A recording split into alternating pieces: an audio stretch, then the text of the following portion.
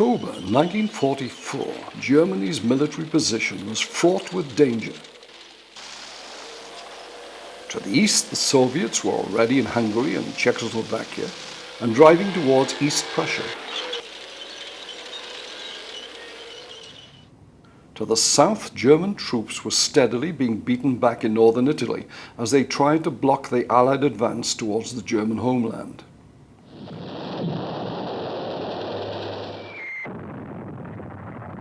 To the west, the Allies had landed in Normandy and crushed the combined German armies in France, designated Army Group B, at Falaise.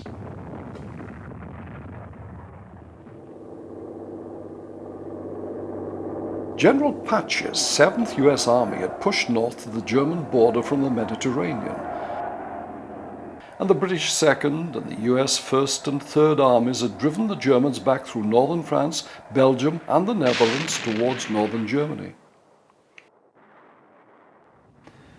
Even the defeat of British and Polish airborne troops at Arnhem had not prevented the Allies from reaching the western frontier of the Fatherland.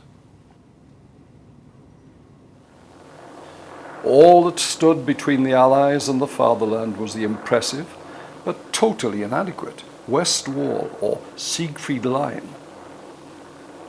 But time was not on the defenders' side, and the situation was indeed perilous for Hitler's Third Reich. Despite these defeats, Adolf Hitler's self-confidence remained intact. Even with Germany itself under threat, the Führer's distrust of the German supreme command of the armed forces, the Oberkommando der Wehrmacht, remained and, if anything, increased. Military planning was in the hands of Hitler himself and a small group of trusted officers. The OKW's Chief of Staff, Field Marshal Wilhelm Keitel, and General Alfred Jodl, the Chief of Operations Staff, were used merely to implement the Führer's commands. Hitler believed in the Clausewitz doctrine of attack as the purest and only decisive form of defense. In late 1944, he therefore began planning a counteroffensive against the Western Allies. His intention was to put every last man, gun and tank that could be stripped from any part of the declining German war establishment into the assault. The Führer's planned operation, Wacht am Rhein, Watch on the Rhine, was to be a major attack through the Ardennes with the aim of capturing the Allied-held port of Antwerp. This would cut the Western Allied armies in two, and Hitler hoped that this major setback would cause them to sue for a separate peace. This would leave him free to concentrate all his remaining forces against the Russians in the east. Following the heavy losses on both the eastern and western fronts, SS Reichsführer Heinrich Himmler had been charged by Hitler with the creation of a replacement army in Germany. As head of the SS, Heinrich Himmler was probably one of the most feared men in Germany. He was Chief of Police and Minister of the Interior and oversaw all internal and external police and security forces. Born in Bavaria in 1900, Himmler was part of Hitler's Munich Putsch in 1923. He joined the SS in 1925 and was appointed head of the Gestapo, the secret state police, in 1934. During World War II, he was responsible for running the death camps throughout occupied Europe. He was captured by the British in May 1945, but committed suicide before he could be interrogated.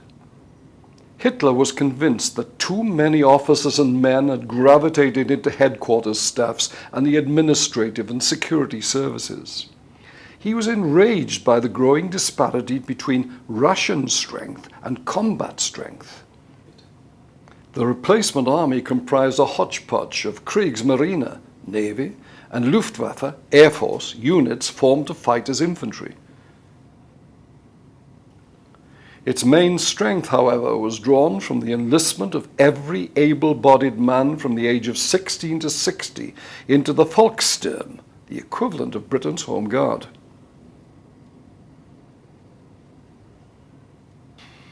In order to equip these 40 new Volks divisions, The civilian population were encouraged to donate any spare item of clothing and metal.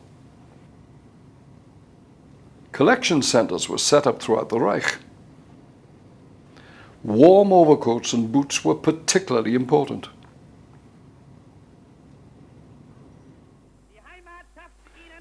Once equipped, the men of the Volkssturm swore an oath of allegiance to Hitler.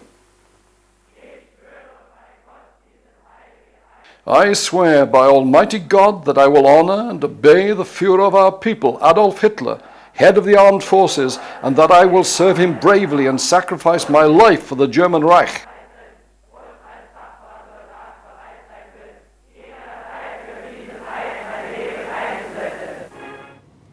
Such swearing-in ceremonies were often accompanied by the symbolic handing over of the men's weapons by the munitions workers who had manufactured them. Each of the Volkssturm divisions nominally comprised 1 artillery and 3 grenadier regiments. The modern image of the German army during World War II is that of a highly mechanized force. In reality, a large proportion of the transport was horse-drawn, with the obvious exception of the panzers and some later armored panzer grenadier units. This was true of the Volkssturm's division's artillery regiment. Each grenadier regiment consisted of 2 battalions. The 1st Battalion comprised 3 infantry and 1 heavy weapons companies, plus a separate light artillery and light anti-tank company armed with Panzerfausts. The Panzerfaust, or armored fist, comprised a hollow open-ended tube containing an explosive charge at its center and a hollow charge grenade at one end. It had been introduced into the German army in 1942, and by 1944 the range had been increased to about 100 meters. Once fired, the launch tube was simply thrown away. The 2nd Battalion was a dedicated anti-tank unit with self-propelled guns and towed artillery. There was no reconnaissance battalion, simply a bicycle company. Despite Himmler's strenuous efforts, the Volksdivisions were generally of poor quality and rarely achieved their full paper strength. However, most of these new divisions, together with regular German armor and Panzer Grenadier units, would provide the main infantry strength for the Ardennes offensive. With most of the male population now serving in the Volkssturm, more and more women were recruited to replace them. They worked in the transport system, repaired motor vehicles, and also reinforced the ever-busy fire service.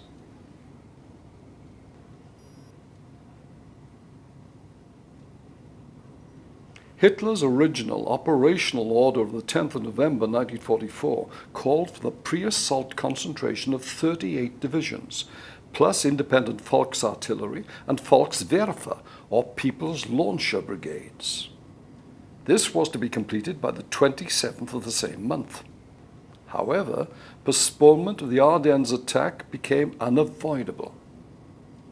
Allied operations around Metz and Aachen pinned down a number of German units, which meant that their movement to the concentration areas was either delayed or cancelled. The logistic problems were also proving to be horrific.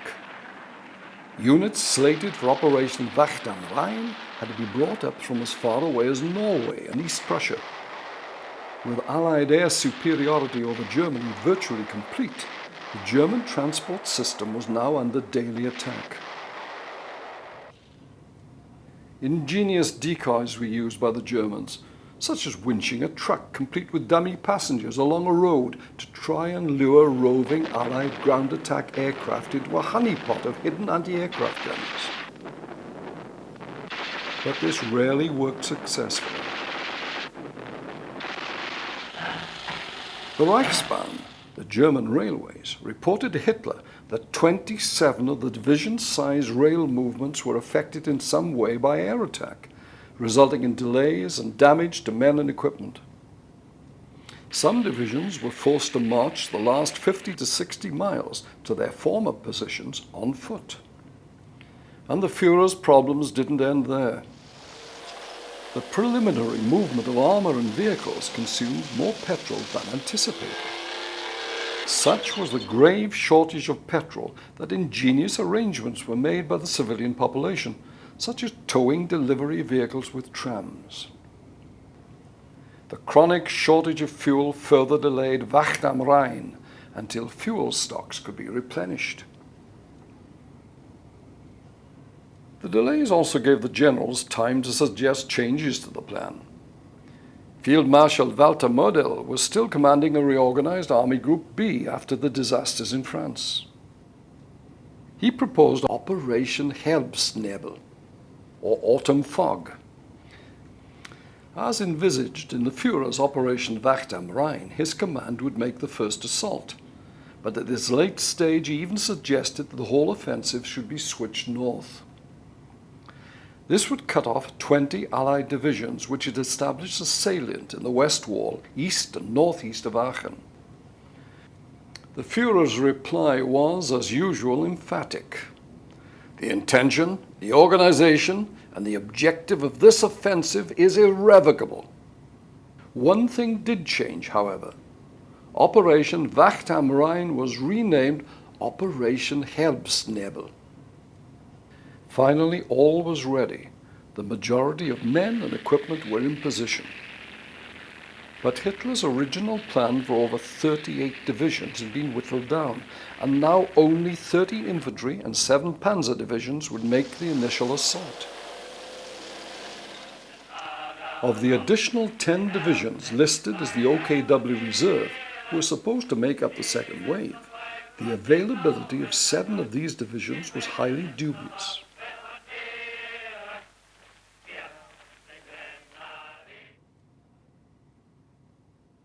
In the north of the 90-mile assault front was the 6th SS Panzer Army, commanded by Sepp Dietrich. Josef Sepp Dietrich was one of the closest of Germany's generals to Adolf Hitler. During the Great War he served in the artillery and also in one of Germany's first tank units. Dietrich joined the Nazi Party in 1928 and became commander of Hitler's SS bodyguard. Hitler even allowed him to sleep in the Reich's chancellery. During the invasion of France in 1940, Dietrich commanded the 1st SS Division Leibstandarte Adolf Hitler in attacks on Paris and Dunkirk. He served in the campaigns in Greece, Yugoslavia, and on the Eastern Front, but also became notorious for his mistreatment of prisoners of war. Tried for war crimes after the war, he was sentenced to 25 years imprisonment, but served only 10 years. Sepp Dietrich's command for the campaign comprised 3 corps. The first was the German 67 Infantry Corps under General Hitzfeld. Generalleutnant Otto Hitzfeld was a veteran of the First World War. During the early part of World War II, he distinguished himself on the Eastern Front in the Crimea.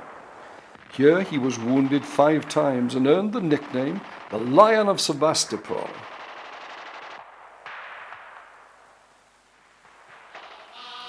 The 2 Panzer Corps, the 6th Panzer Army, were General Priess's 1st SS and General Willy Dietrich's 2nd SS, which had been so successful at Arnhem.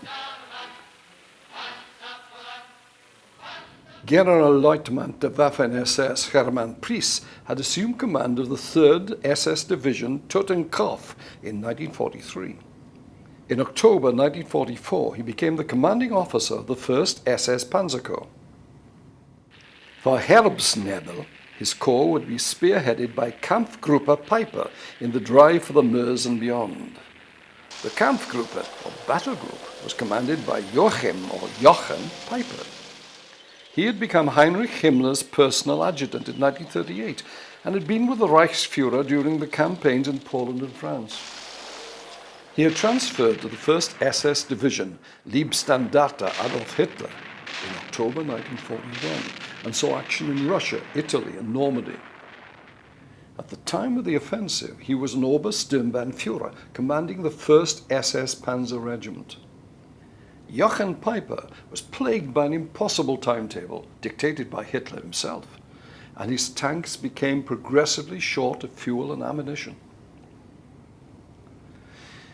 On the 17th of December 1944, men belonging to the Kampfgruppe Peiper massacred 84 American prisoners of war near Malmedy.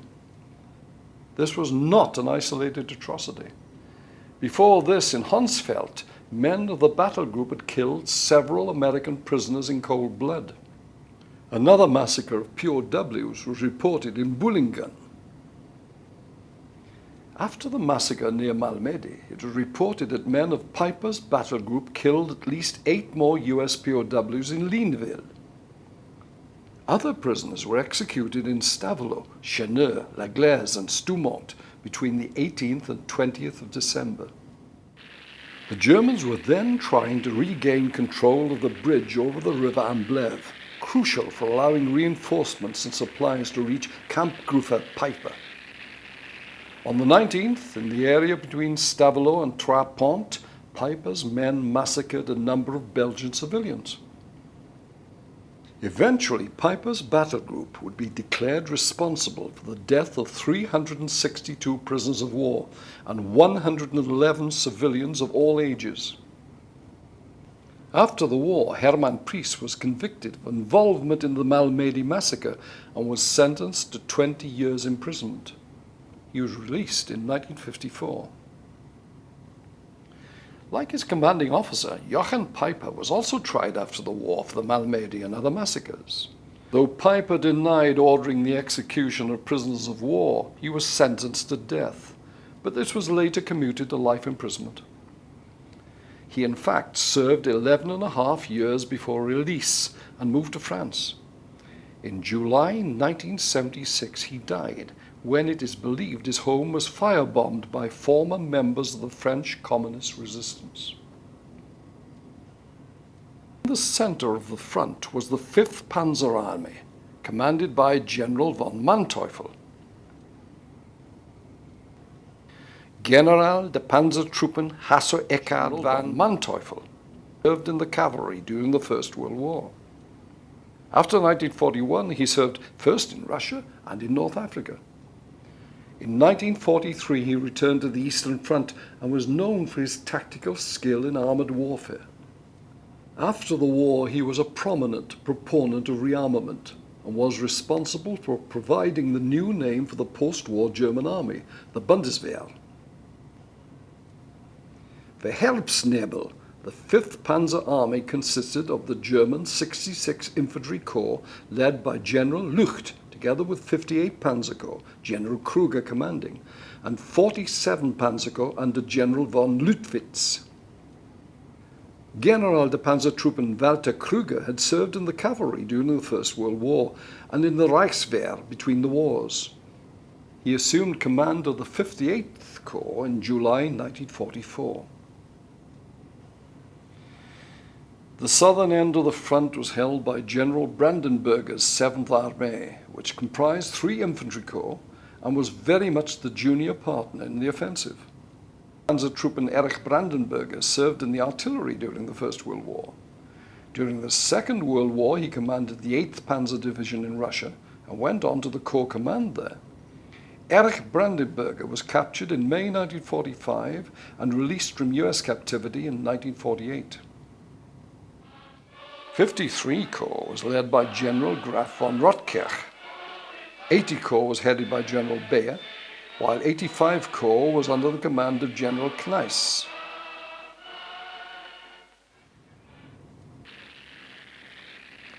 The assault would be spearheaded by the panzer divisions, including the PZK-PFW Tiger units.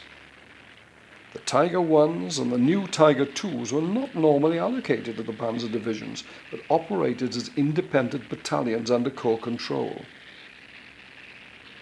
Nominally, each battalion had 45 tanks in 3 companies. On the nights of the 11th and 12th December, at a command post at Gießen, Hitler received the commanders to explain to them the plans for the offensive. There were about 30 generals, including divisional commanders. They had been brought from Koblenz during the night by bus twisting, turning, and doubling back on its tracks to deceive them regarding the route being followed. As well as a rambling recital of his past great deeds for Germany, Hitler declared, "On one hand is a great empire, the British Empire, slowly dying. On the other, a colony just waiting to take over. Countries whose aims are becoming more and more different day by day. A few well-struck blows, and this artificial common front could come crashing down at any moment."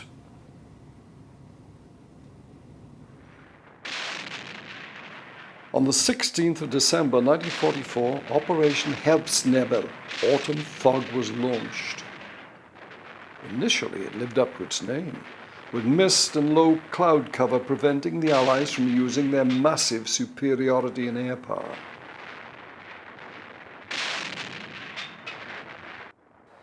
The huge pre-assault artillery bombardment, which on Manteuffel's suggestion had been cut back from 3 hours to just 45 minutes, heralded the attack. The barrage included batteries of Nebelwerfer, short-range artillery rockets. Nebelwerfer, the cover name means smoke launcher, had been developed in 1941 and much upgraded throughout the war. It was by now a 28-centimeter weapon fired from a 6-tube launcher.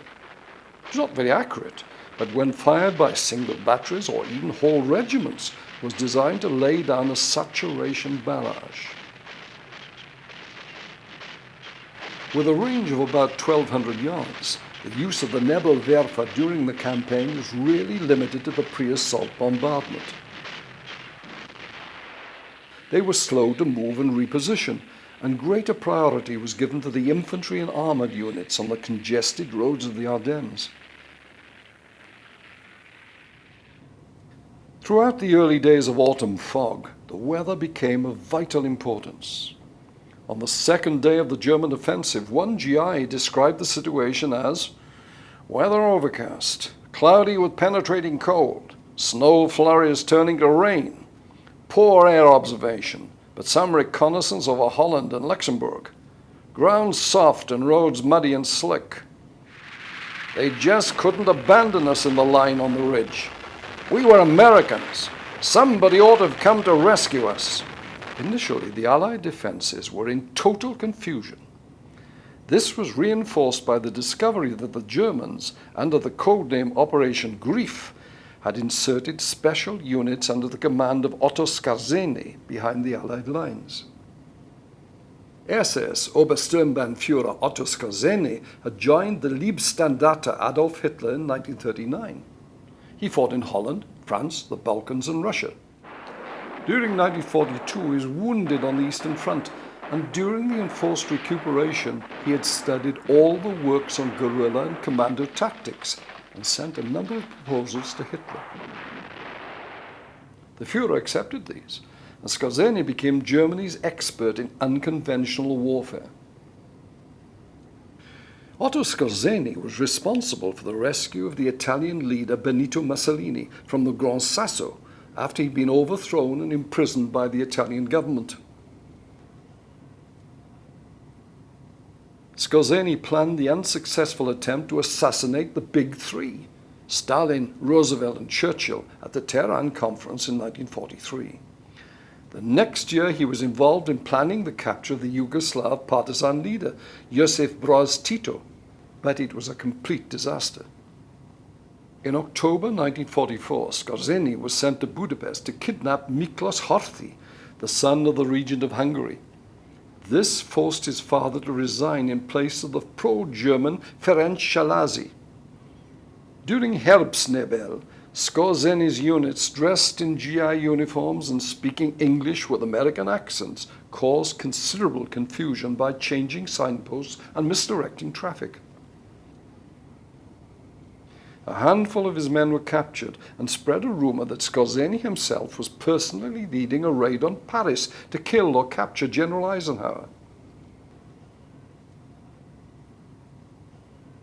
Checkpoints were set up all over the Allied rear, greatly slowing the movement of soldiers and equipment.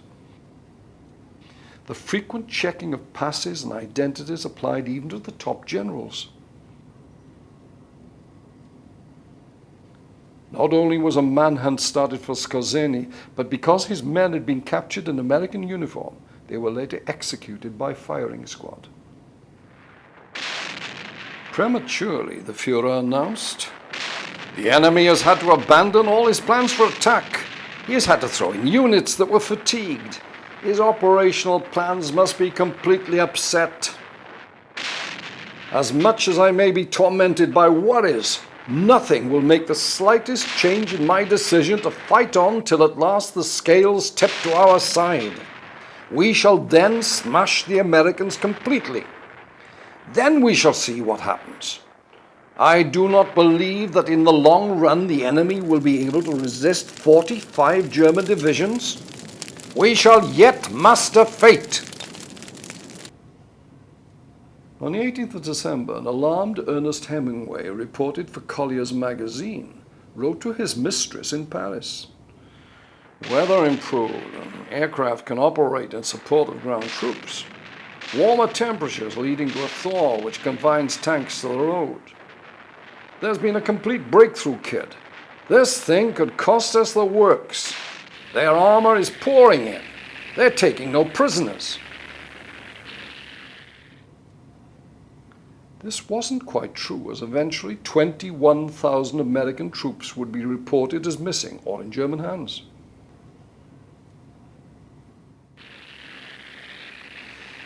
By the 19th, the Fifth Panzer Army's tanks had reached Houfflers and Bastogne. And by the next day, the 6th SS Panzer Army was in Stavelot.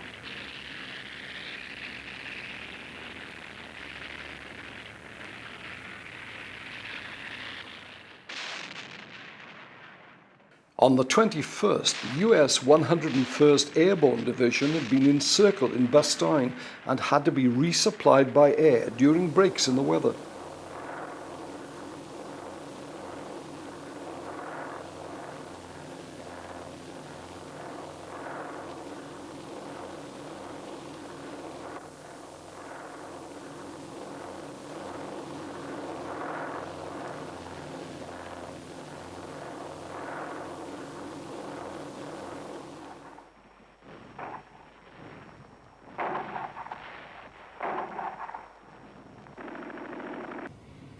On the next day, British General Montgomery reported, "Conflicting reports on the weather.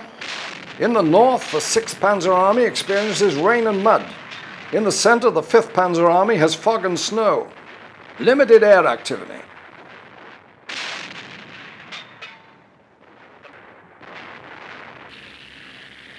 On Christmas Day 1944, the British 29th Armoured Brigade finally checked the advance of the 2nd Panzer Division east of Dinant.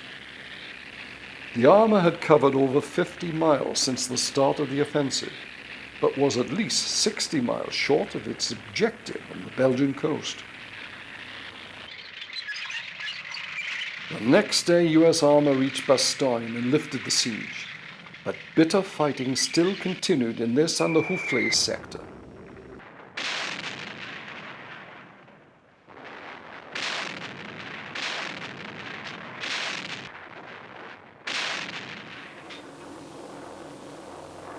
On New Year's Day, 1945, the weather had again cleared sufficiently for the Luftwaffe to send 800 of its scarce fighters on massed low-level attacks on Allied airfields in Belgium and Holland.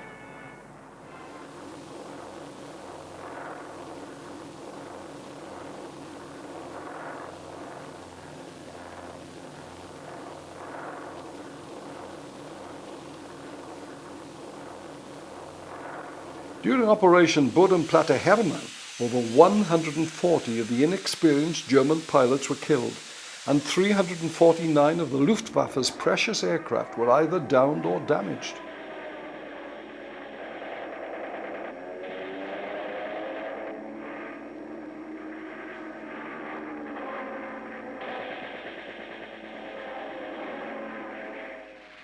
Sporadic fighting continued until the middle of January 1945, as the last pockets of German resistance were finally destroyed.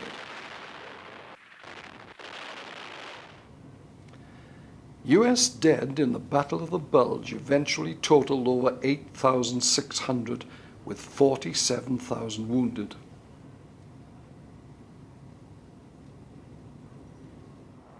But by the 16th of January 1945, Germany's last offensive in the West was over. It had been an expensive gamble which had failed. 70,000 Germans had either been killed or wounded, and another 50,000 were prisoners of war. And 600 precious tanks had been destroyed.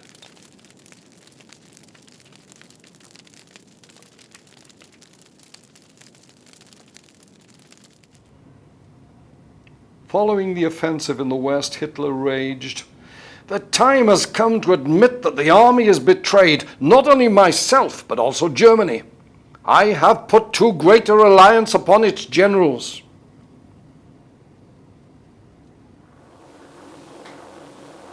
German propaganda film with large numbers of Luftwaffe fighters in action was shown during Operation Herbstnebel.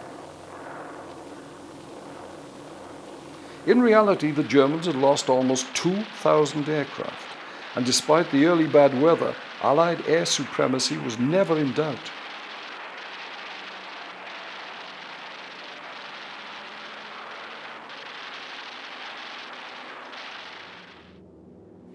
Increased bombing raids against German cities were reaching a climax, and tactical command of the skies over Germany would never return to the German Air Force.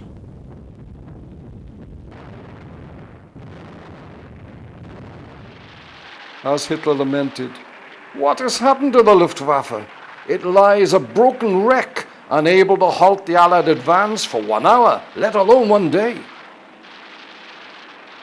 The news of the virtual destruction of the cream of their air force and the failure of the Ardennes offensive hardly reached the civilian population. German newsreels of the day gave no real hint of the Ardennes disaster. It was up to German Ministry of Propaganda and its head, the diminutive Dr. Goebbels, to gloss over the facts. Dr. Paul Joseph Goebbels, the Reich Minister for Propaganda, had been a member of the Nazi Party from the mid-1920s and was one of Hitler's closest associates and a devoted follower of the Führer. He used modern propaganda techniques to psychologically prepare the German people for aggressive war and the annihilation of civilian populations. Goebbels accused many of Germany's ethnic and national minorities, such as the Poles, the Jews, and the French, of trying to destroy Germany, claiming that Germany's belligerent actions were taken in self-defense. At the very end, on Hitler's death, he succeeded to the title of Reichschancellor, but only for 1 day before he and his wife Magda killed their 6 children, and the couple then committed suicide. However persuasive the Nazis' propaganda machine might be, it could not conceal from the civilian population the frequent devastating air raids. Restrictions had been put on places of public performance, such as theatres and operas. Much of the infrastructure of Germany's main towns and cities had been, or was being, systematically destroyed.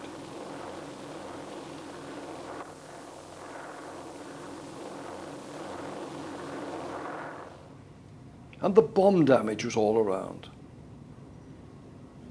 As Londoners had found in England during the Blitz, one of the real dangers once an air raid was over were unexploded bombs. The Berlin bomb disposal unit was called out with increasing regularity.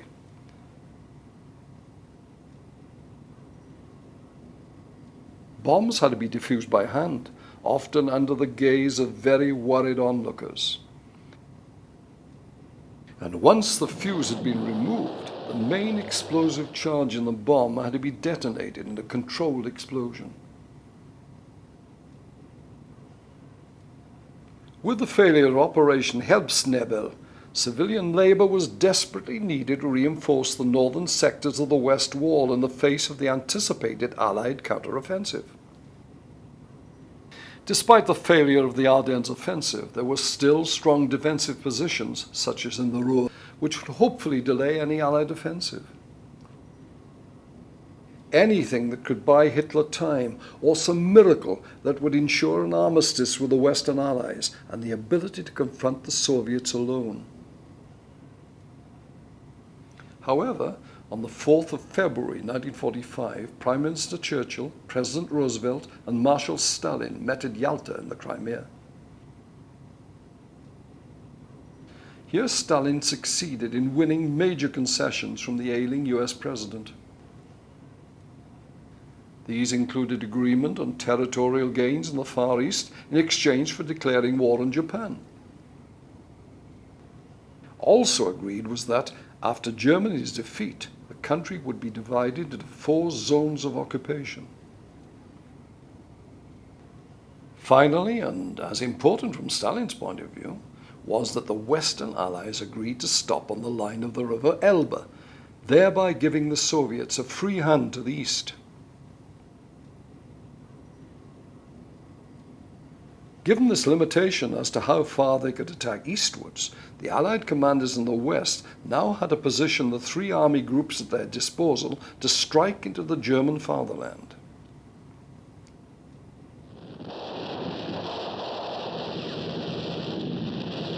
During February, the armies had surged forward.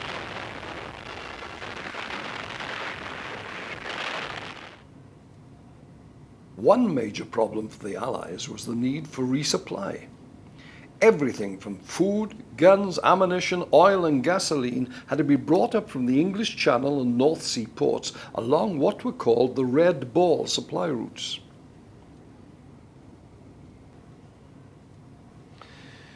Much of the railroad infrastructure in France and Belgium had been destroyed to prevent the movement of German reinforcements and supplies forward. This, coupled with demolition of key structures by the retreating Germans, now presented a problem, and rapid repairs had to be made so they could be pressed into Allied service. This build-up of stocks and supplies was to become vital in the forthcoming rapid advances into Germany. Finally, the advancing Allied armies reached the last formidable barrier barring their way, the River Rhine. At the beginning of March, Allied armor was approaching Cologne, which straddles the Rhine.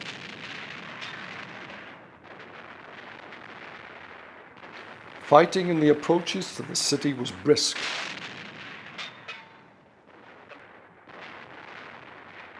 Tank support for the advancing infantry was vital.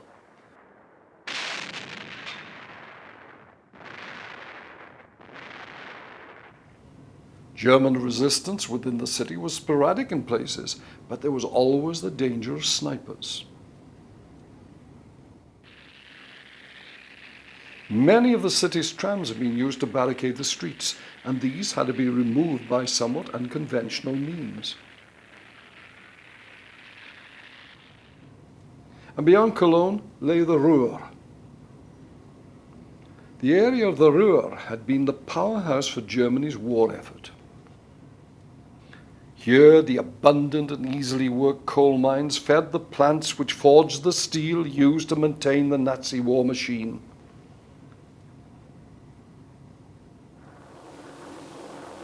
Allied air attacks had already blasted the major manufacturing facilities in cities such as Essen, Dortmund, and Düsseldorf.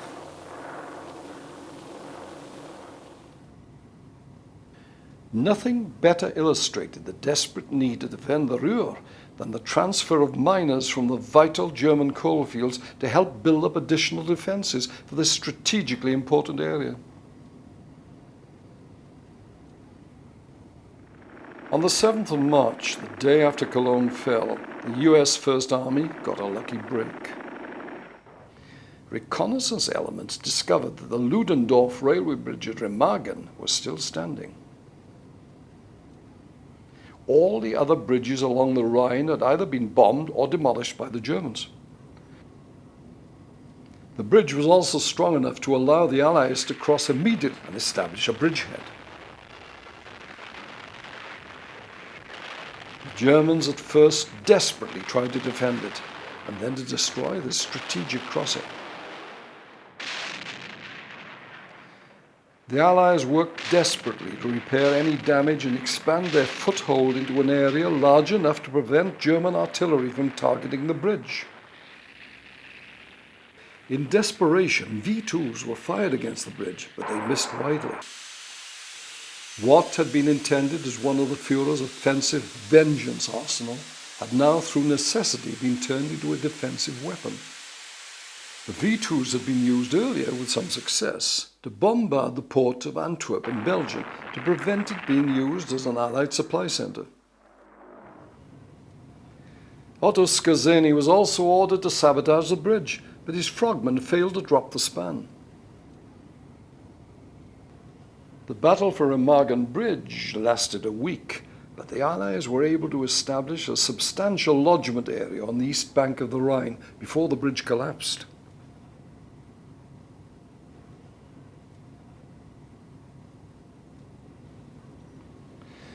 As part of a major coordinated plan to bounce the Rhine in the north, the 2nd British and the 9th US Armies of the 21st Army Group were bringing up equipment.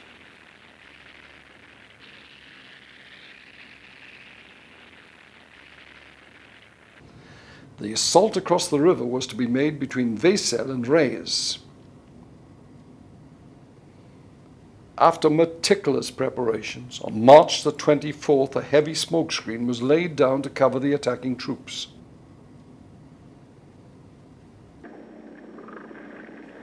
Then the assault crossing went in.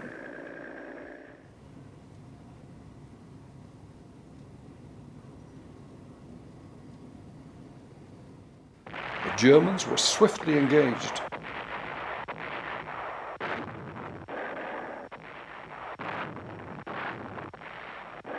Their situation was further compromised by the arrival the next day of the British 6th Airborne and the US 17th Airborne Divisions, who were parachuted onto the far bank.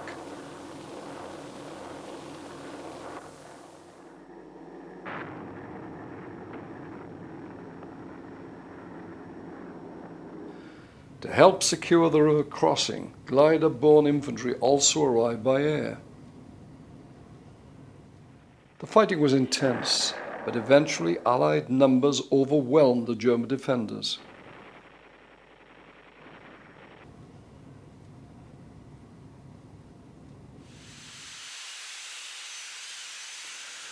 On the 29th of March 1945, the last V2 rocket was fired against London. The V2 was the second of the Führer's vengeance weapons, with a far greater range than the earlier V1. Over 1,000 of these strategic ballistic missiles, each carrying a 2,140-pound warhead out to a range of about 200 miles, had been launched against England.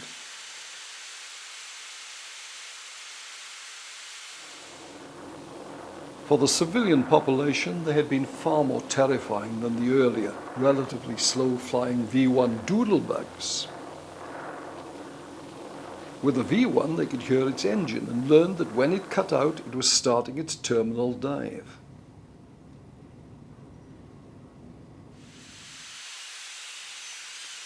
With a terminal velocity of over 2,000 miles an hour, the V2 gave no warning at all, and whole blocks could be leveled when the warhead impacted.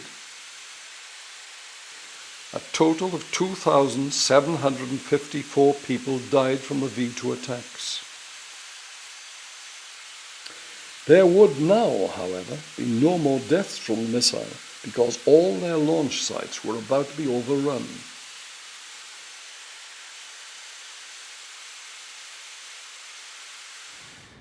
On the 28th of March, the three Allied army groups launched their last major offensive eastwards. The bouncing of the Rhine in the north and the seizure of Remagen Bridge further south had now given the Allies substantial footholds east of the Rhine.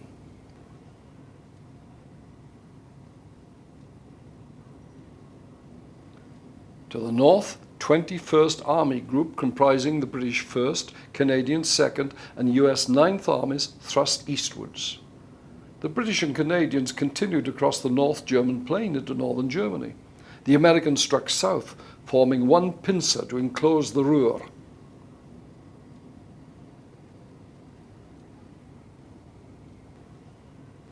In the center, General Bradley's 12th Army Group, consisting of the US 1st, 3rd, and 7th Armies, surged out from their lodgment east of the Remagen Bridge.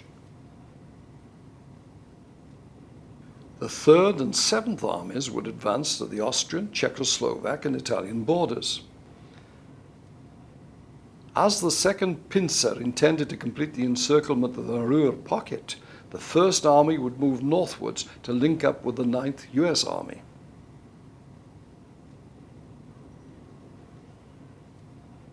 The south, General Denver's 6th Army Group, made up of the 1st French Army, would cross the Upper Rhine and hook south and head for the border with Switzerland.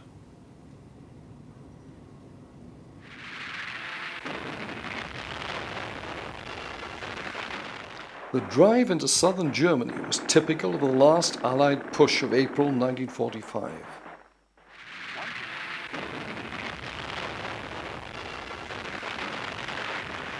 The Germans were unable to put up any meaningful resistance, and where they did, they were quickly blown away by the advancing Allied infantry and overwhelming air power.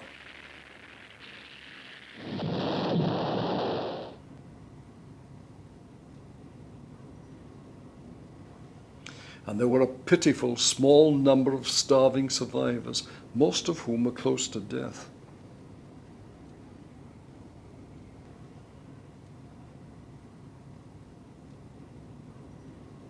Allied commanders toured the camps to see the conditions for themselves. And local German civilians, most of whom claimed to have no knowledge of what had actually gone on in the camps, were made to visit the camps and view the work of Himmler's henchmen.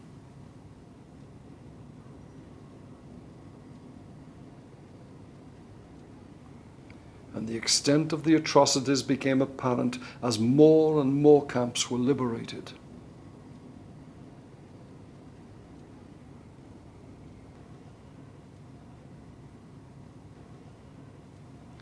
On the 4th of May, the Allies reached Berchtesgaden. Allied bombers had already leveled the Berghof, Hitler's nearby mounted retreat. However, safe in adjacent concrete bunkers, the GIs discovered Hermann Göring's store of art treasures. The Reichsmarschall, like a number of other Nazi leaders, had employed teams of experts to scour the countries of conquered Europe and to loot priceless works of art.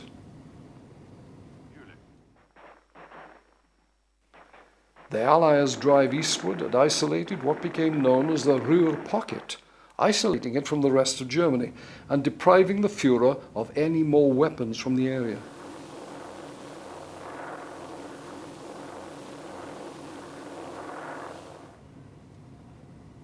Field Marshal Walter Model had withdrawn what remained of the Fifth Panzer Army and the 15th Army and a mixture of other troops, about 430,000 men in total, into the pocket. The Allies now proceeded to attack the pocket section by section.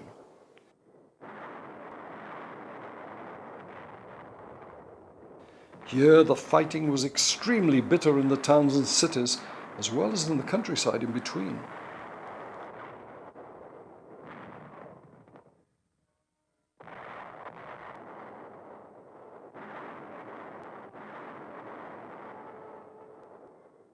The battle for the pocket lasted until the 21st of April, and over 300,000 Germans were captured.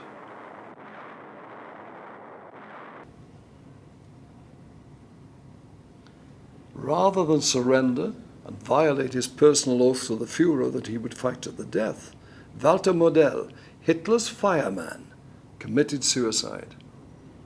This was the end of the last German resistance in the West. Hitler's Gotterdammerung, the twilight of the gods, was already fading on the 1,000-year Reich. He declared, "I have decided to remain in Berlin, and there to choose death voluntarily at the moment when I believe that the resistance of the Führer can no longer be maintained."